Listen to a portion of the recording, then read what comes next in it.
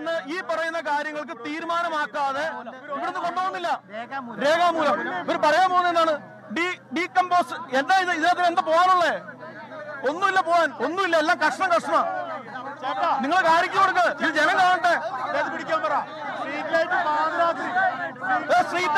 നോക്ക്. പാതിരാത്രി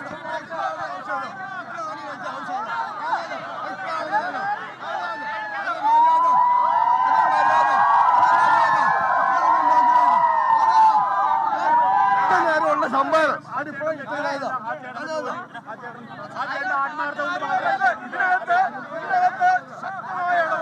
ശക്തമായ ഇടപെടല് കൃത്യമായിട്ടുണ്ടാവാതെ.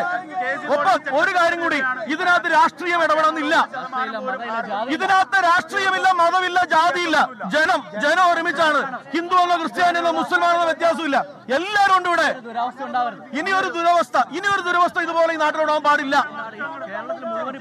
കേരളം മുഴുവൻ ഇതാ സംഭവിക്കുന്നത്. കേരളം മുഴുവൻ. ശരിയാണോ? എന്നും ഈ സാധാരണ ജനത്തിന്റെ കണ്ണീരാണ് ഈ നാട്ടിൽ മുഴുവൻ. 6 വാച്ചർമാർ ഇവിടെ ഉണ്ടെന്ന് പറയുന്നുണ്ട്. 6 വാച്ചർമാര്. ഒരാളുണ്ടായിരുന്നെങ്കിൽ ഈ അപകടം സംഭവിക്കുമോ? ഒരാളുണ്ടായിരുന്നെങ്കിൽ മണിക്കൂറുകൾക്ക് മുമ്പ് തൊട്ട് ആനയിൽ നടക്കുമെന്ന് ആൾക്കാർ വിവരം കൊടുത്തു. ഒന്നും നടക്കുന്നില്ലല്ലോ. ജനത്തിന് വേണ്ടിയിട്ട് സംസാരിക്കാൻ, ജനത്തിന് വേണ്ടിയിട്ടല്ല എല്ലാ സംവിധാനവും. ഇത് ജനത്തിനോ മൃഗങ്ങൾക്കോ? ആർക്കത്?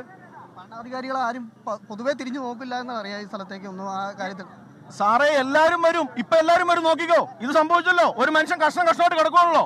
എല്ലാരും വന്ന് നോക്കും, എല്ലാം ശരിയാക്കാം. 2 വർഷം മുന്നേ